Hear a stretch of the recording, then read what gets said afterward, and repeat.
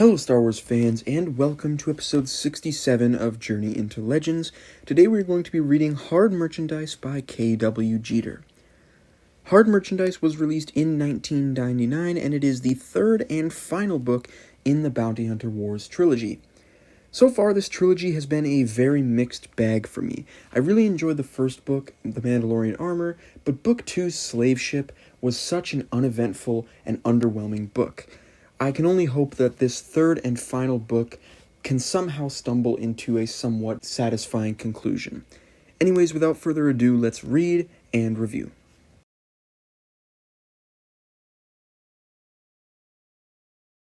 Alright, so unlike the last two books in which the flashback storyline took up at least half of the story, this book did away with the flashbacks fairly early on.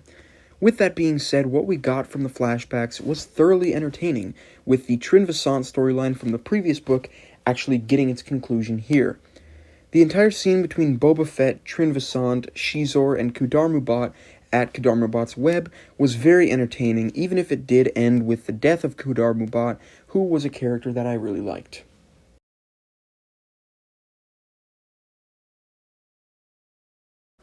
Unfortunately, despite taking precedence over the flashback storyline, the present-day storyline wasn't nearly as entertaining as it could have been. After an entire book of traveling through hyperspace, Boba Fett, Dengar, and Neela finally reach their destination, which ends up being the web of Kudar Mubat. And I actually really enjoyed the segment of this book of them reviving Mubat, adding another layer of mystique and creepiness to Mubat's species.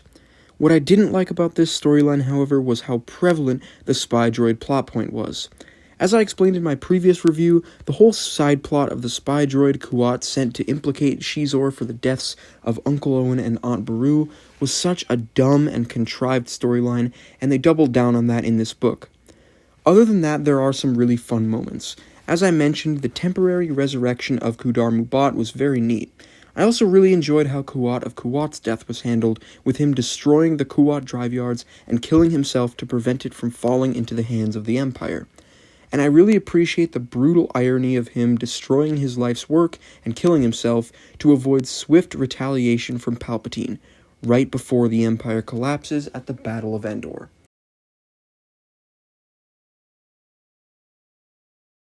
So overall, I thought this trilogy was a bit better than the previous one for the simple reason that things actually happened in this one.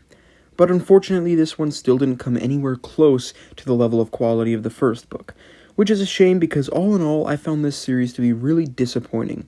With such an interesting premise, some really interesting ideas, and a lot of potential, this trilogy could have been really great, but suffered from some really bad writing, confusing characterization, poor continuity, and very empty world building.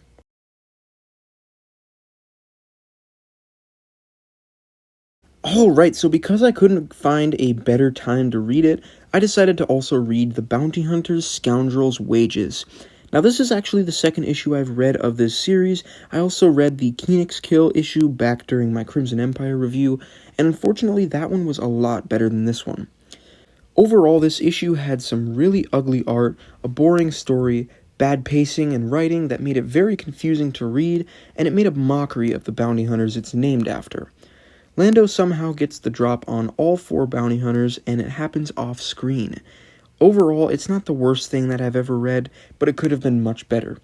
Anyways, thank you all for watching. Don't forget to like, comment, share, and subscribe, and stay tuned for my next review, where I'll be reading Mara Jade by the Emperor's Hand. See ya.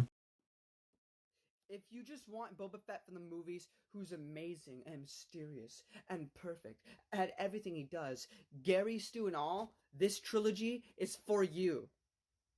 If you actually want a story, skip. I threw that really hard.